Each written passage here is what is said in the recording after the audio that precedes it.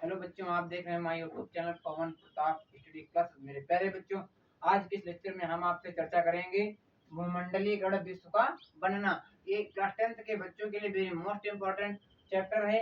इतिहास का पार्ट 3 है, यानी पार्ट 3 चैप्टर है भूमंडलीकरण विश्व का बनना।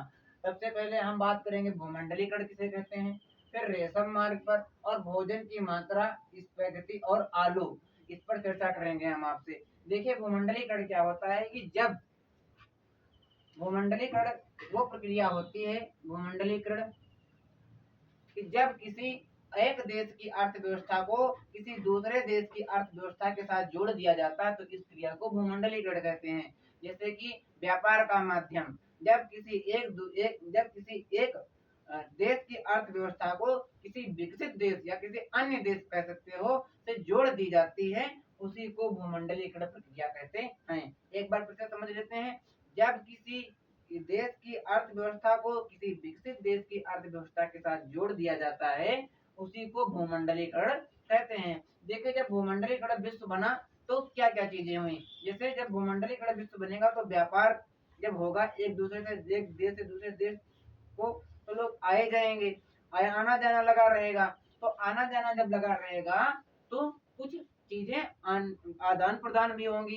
जैसे कि जो कोई हमारे देश में आएगा व्यापार करने के लिए तो क्या, या मेरे देश के लोग वहां जाएंगे तो कुछ ना कुछ जरूर वहां प्रदान करेंगे, वहां के लोग यहाँ प्रदान करेंगे।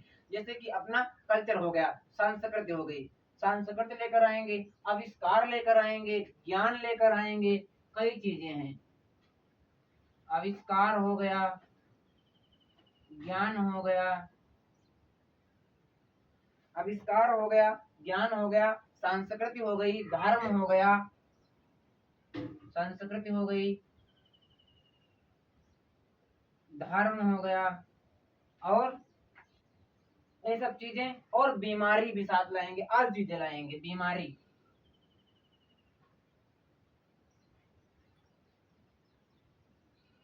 जैसे जब हमारे देश को चीन के टूरिस्ट आए या हमारे देश के जो यात्री चीन घूमने गए तो कोरोना लाए, यानी कि बीमारी भी लाते हैं ये लोग। जब एक देश से दूसरे देश को आना जाना लगा रहेगा तो ये सब चीजों का आदान प्रदान होगा।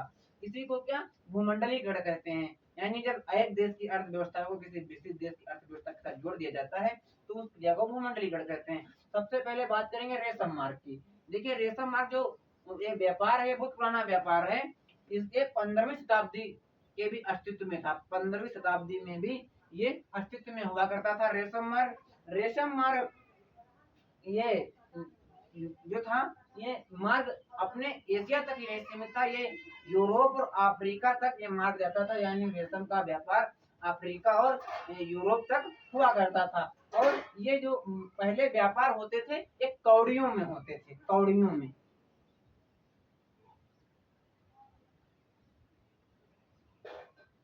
कौड़ियों या में व्यापार हुआ करता था।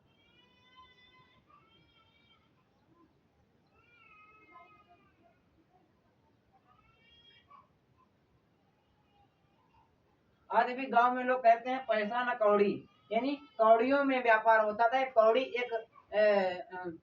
एक वृक्ष होता है, उसी में एक फल आता है, उसी को कौड़ी कहते हैं। कौड़ी आप लोगों ने गांव में जरूर देखी होंगी, बचपन में बच्चे को करधनी में बैठकर पहनाया भी जाता है कौड़ी। ये कौड़ियों में व्यापार हुआ करता था उस समय। ये आज की तरह नोट नहीं हुआ करते थे, ना आज की तरह सिक्के हुआ करते थे, यानी कौड़ियों में व्यापार हुआ करता था। ये जो रेशम का मार्ग था ये दूर दूर तक फैला हुआ था, यानी अफ्रीका और यूरोप तक भी जाता था। और इसमें ये होता था कि चीनी पॉटरियां जाती थी बाहर, जो चीन की रेशमी पॉटरियां थी बाहर जाया करती थी, चीनी पॉटरियां, चीनी पॉटरी जाती थी। और उधर से सोने चांदी जैसे, इधर से क्या जाते थे, सोने चांदी जैसी मूल धातुएं आया करती थी एशिया को। फिर बात करते हैं भोजन की मात्रा, स्पैगेटी और आलू।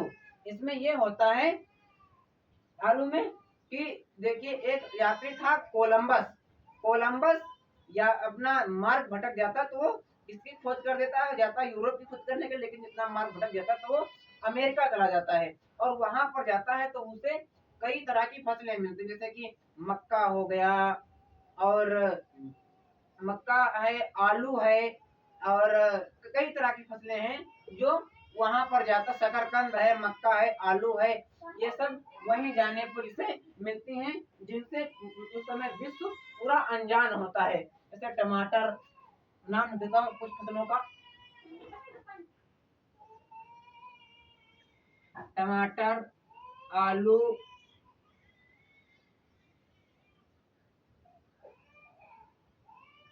शकरकंद, मक्का आदि फसलें की जानकारी वहाँ मिलती है।